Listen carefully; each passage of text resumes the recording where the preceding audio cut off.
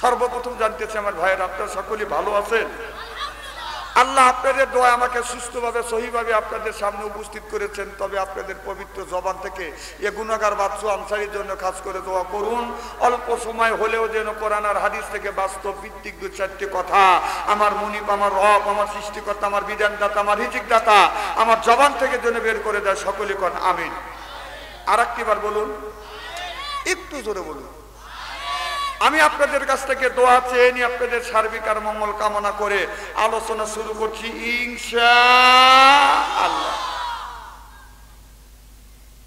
এটা হলো বেহেশতের বাগান, কোরআনের মাহফিল। 2-1 ঘন্টা বসে যদি কোরআন আর হাদিসের কথা শুনতে পারেন, 1 বছর দাঁড়িয়ে দাঁড়িয়ে নফল ইবাদত করলে যে সওয়াব পাওয়া যায় সেই সওয়াব আল্লাহ আমলনামায় লিখে দেন। এইরকম সুবহানাল্লাহর আওয়াজ জোরে কোন আমার ভাইয়ের আমার। একবার আপনি যদি সুবহানাল্লাহ যদি বলতে পারেন, একেন দিলে আসমান জমিনের ফাঁকা জায়গা আল্লাহ নেক দিয়ে পরিপূর্ণ করে দেয়। তাহলে সুবহানাল্লাহ বললে লাভ না লস? জোরে কোন লাভ। আরো জোরে, জোর হইল না, জোরছে বলো। বাহ, ফাইন বুঝতেছে, লাভের কথাটাই বলবো ইনশাআল্লাহ। আমার ভাইয়ের আমার, এক আল্লাহর ওলি গোরস্থানের পাশে দাঁড়াইয়া আপনার দোয়া করতেছে, কিন্তু কবরের মধ্যে থেকে কোরআন তিলাওয়াতের আওয়াজ শোনা যাচ্ছে।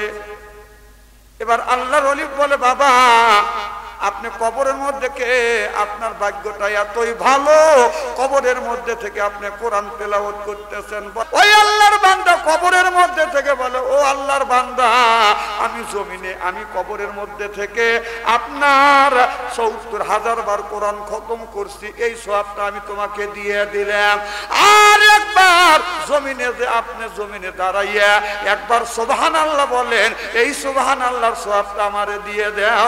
কারণ যেই মানুষটা কবরের মধ্যে আপনার ৭০,০০০ বার কোরআন তেলাওয়াত করছে, একটা নেকু পাবে না।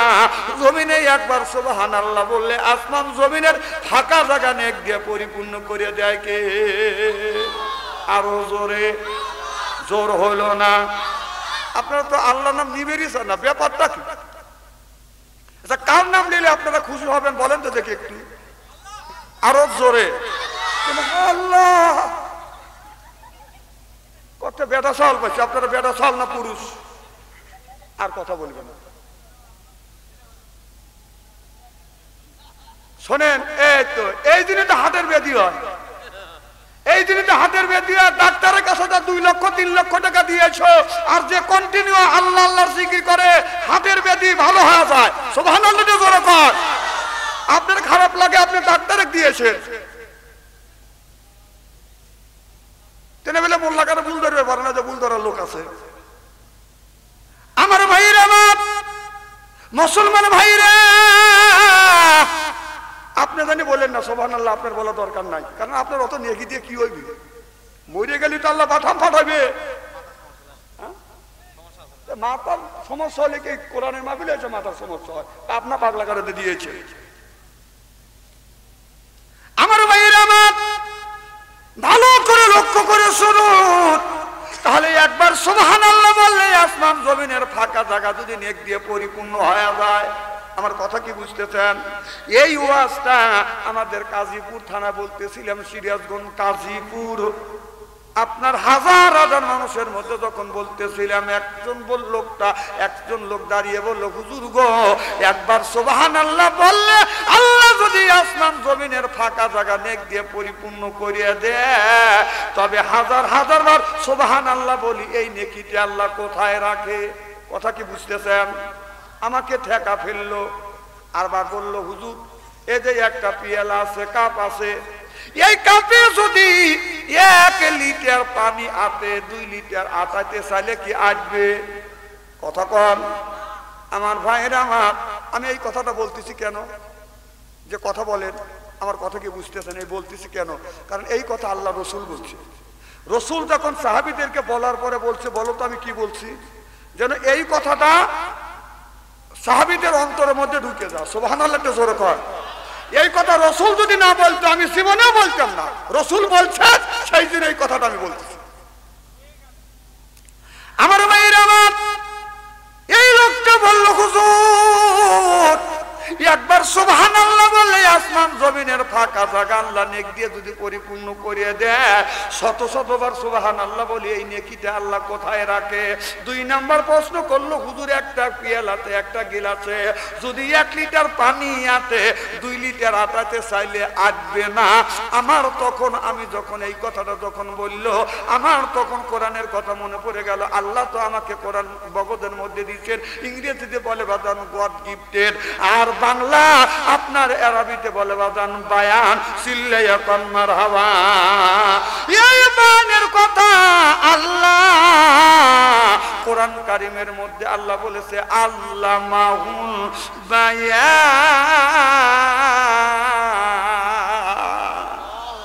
বায়ান শব্দের অর্থ বলছি আমি 5টা। বায়ান শব্দের অর্থ হলো জ্ঞান, বায়ান শব্দের অর্থ হলো বিবেচনা, বায়ান শব্দের অর্থ হলো চেতনা, বায়ান শব্দের অর্থ হলো মেঘা, বায়ান শব্দের অর্থ হলো বুদ্ধি। 6 নাম্বার বায়ানের অর্থ হলো বাজান ভাষা। সুবহানাল্লাহ বললেন না? আল্লাহ তোমাকে বায়ান দিয়েছে।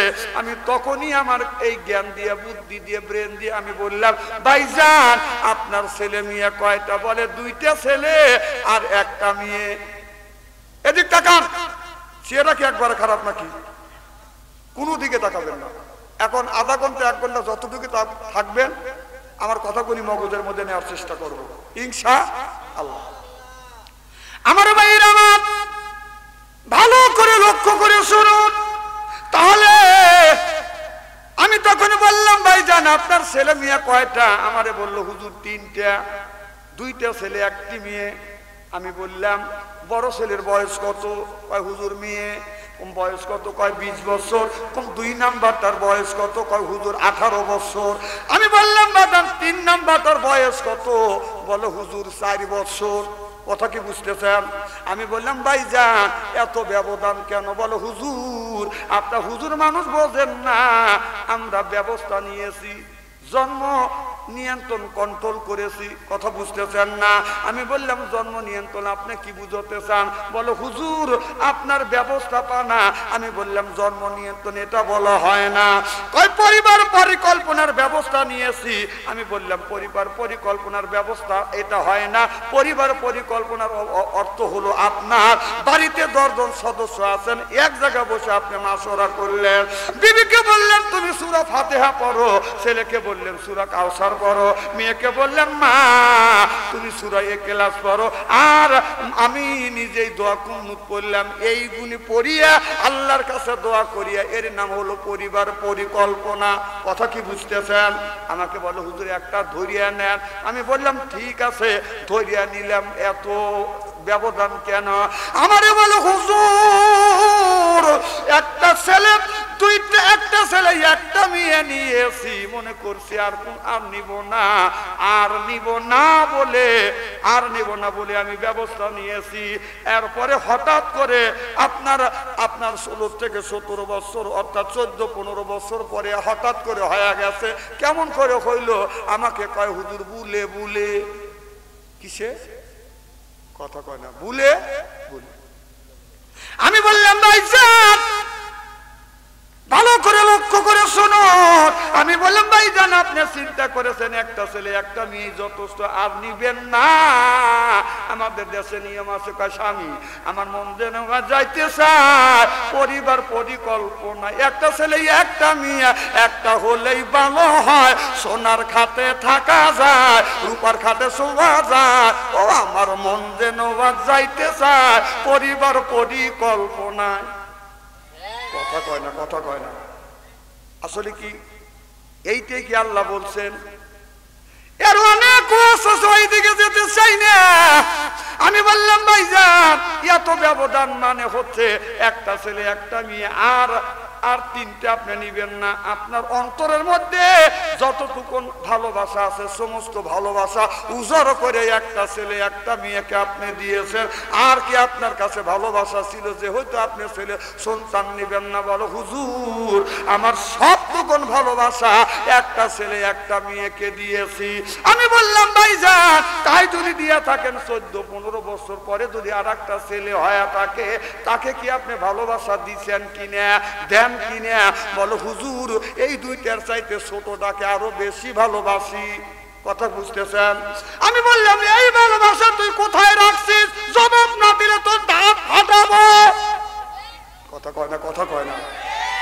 হাত ধরে এসে বলে হুজুর আমার বুঝ এসে গেছে, আমি বুঝতে পেরেছি যেই ভালোবাসা আমার মধ্যে ছিল না, আর ছেলে সন্তান নিব না আশা করেছি, আর একটুকু ভালোবাসা ছিল না। তারপরে 14-15 বছর পরে যদি ছেলে সন্তান হওয়ার পরে ওই দুইটার চাইতে বেশি ভালোবাসা দে। হুজুর আমার অন্তরে বুঝ এসে গেছে, একবার সুবহানাল্লাহ বললে আসমান জমিনের ফাঁকা জায়গা নেক দিয়ে যদি পরিপূর্ণ হয়ে যায়, শতবার সুবহানাল্লাহর নেকি আমার আল্লাহ রাখার জায়গা আছে না বাজান না? আল্লাহ বলেছেন ফাবে আইয়ে আলাই রাব্বিকুমা তুকাজ্জিবা।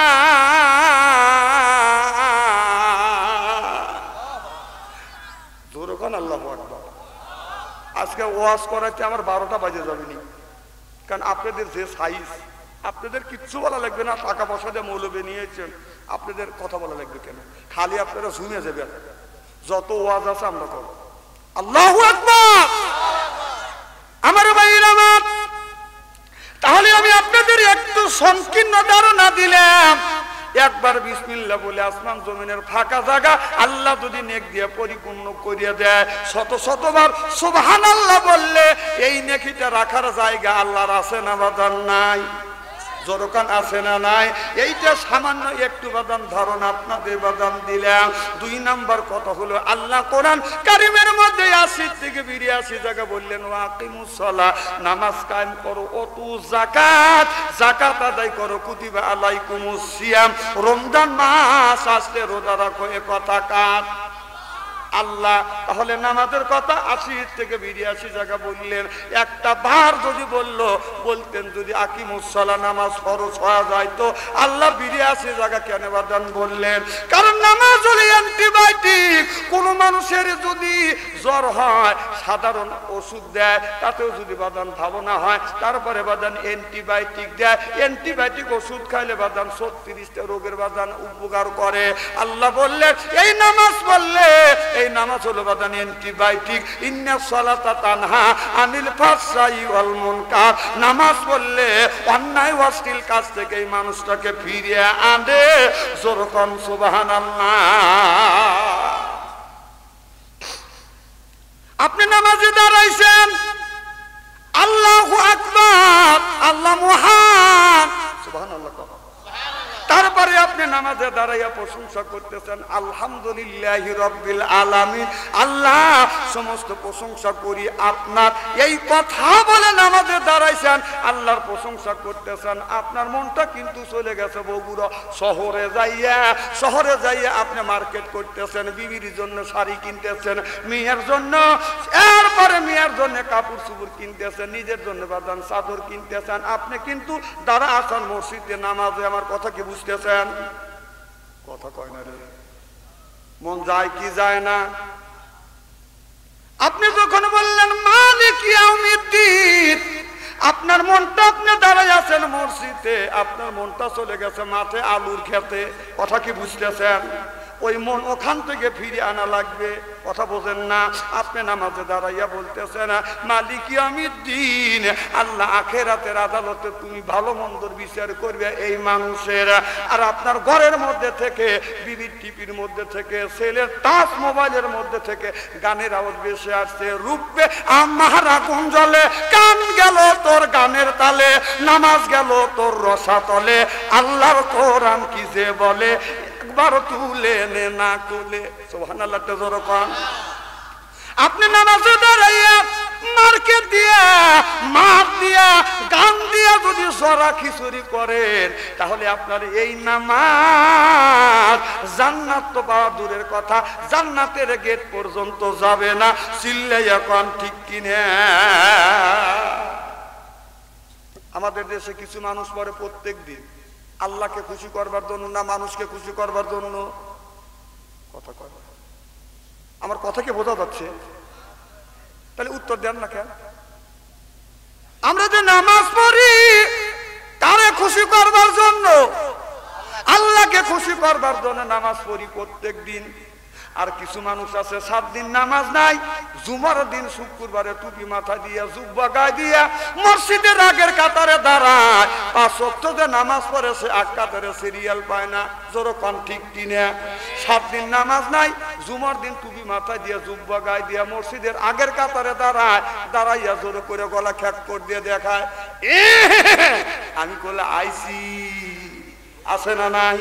তা যদি না হয় আগামীকালই জুমাবার দেখেন 7 দিন নামাজ নাই, ও জুমার দিন কি করবে? আপনার জুব্বা টুব্বা আতর গোলাপ লাখাইয়া আপনার আগের কাতারে দাঁড়াইয়া জোরে করে গলা খ্যাক করে দেখাবে আমি বলে আইসি। এইরকম মুসল্লি আছে না নাই? এরা 1 নম্বর ডিজিটাল মুসল্লি। কি মুসল্লি? ডিজিটাল মুসল্লি। এরা পাশে আসবে, আগে যাবে। ইমাম সাহেবের 2 রাকাত ফরজ নামাজ শেষ, মোনাজাত কমপ্লিট। ডিজিটাল মুসল্লি গুনি বাদাম সুর সুর করে চলে যায়। তারপরে কি ভালোভাবে যায়? মেহরবানি করিয়া পুরান জুতো থুয়ে নতুন জুতো নিয়ে যায়। কথা কয় না, খালি মাথা চাকা যেতেছে। না না, শীতের মধ্যে তো কথা কিভাবে বললো? শীতের মধ্যে মৌলি তো তোমাকে ওই জায়গায় রাখো, তা কি কেউ রাখে? আর কথা কবে? আমার কথা কি বোঝা যাচ্ছে না? নারায়ণ তাকবীর। আপনারা কথা না বললে বলে আমি ওয়াজ করতে পারবো না। অস্পষ্ট বোঝা যাচ্ছে না? না, অস্পষ্ট তো বোঝা গেলে আমার দোষ কি?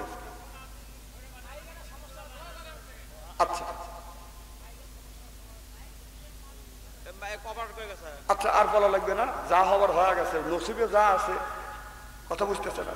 যদি থাকে নসিবে আপনি আসিবে। কথা কন, চিল্লা পাল্লা করে লাভ হবে না পানো বন্ধু রে। যেরকম ঠিক কিনা?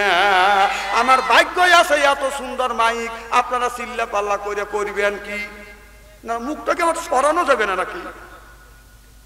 আমি কি ঠাকুর প্রতিমে এইভাবেই থাকবো? শোনেন, আমার কত কয় আপনার দুর্ভাগ্য আর কত কয় সৌভাগ্য। আমার বাড়ির পূর্ব পাশেও একটা মন্দির ঘর, পশ্চিম পাশেও একটা মন্দির ঘর।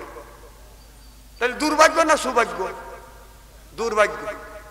আমার ভাইয়ের আমার ওই দিকে যেতে চাই না। আল্লাহ নামাজের কথা কোরআনের মধ্যে 80 থেকে 82 জায়গা বললেন, ওয়াকিমুস সালাহ, নামাজ কায়েম করো, ওয়াতুজ যাকাত, যাকাত আদায় করো, কুতিবা আলাইকুমুস সিয়াম, রমজান মাস আসছে রোজা রাখো। এ কথা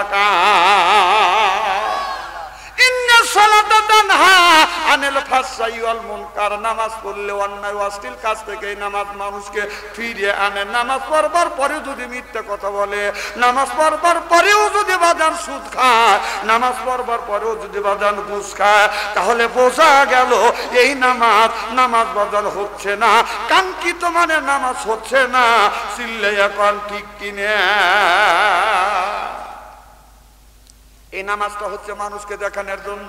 এই জন্য কবি বলেছে, মানুষকে দেখাতে তুমি পড়ো হে নামাজ, ওই নামাজে হবে না ভাই পরকালের কাম। ও তুমি জালিম হইয়া ধরো যদি আলেমের হাত, ওই নামাজে হবে না ভাই কবরের ওই কাজ। নবী বলে, জীবনে তোর গুনার সীমানি, মক্কায় গেলে রক্ষা নাই তোর কিয়ামতের দিন। অত দশকবাসী হবি সেদিন, হবি দোজকেরই লাশ। ওই নামাজে হবে না তোর কবরের ওই কাজ। রোজা রেখে সোজা যদি না হয় তোমার মন, লোক দেখানো বোঝা টেনে লাপিও আকার। ও তোর বন্ধ না হয় বুলো তোর স্বভাবেরই দাস। ওই নামাজে হবে না ভাই কবরের ওই কাজ। চিল্লা বলুন ঠিক কিনে? মানুষকে দেখানোর জন্য যদি নামাজ পড়া যায়, এই নামাজ আল্লাহ পর্যন্ত বাদান পৌঁছবে না। মানুষকে দেখানোর জন্য যদি রোজা রাখা যায়, মানুষ আমাকে রোজদার বলুক, আর আমি নামাজ পড়ি, মানুষ আমাকে নামাজি বলুক। এই বলে যদি বাদান আপনি যদি নামাজ পড়েন, এই নামাজ জান্নাত তো দূরের কথা, জান্নাতের গেট পর্যন্ত পৌঁছিতে পারবে না। জোরকন ঠিক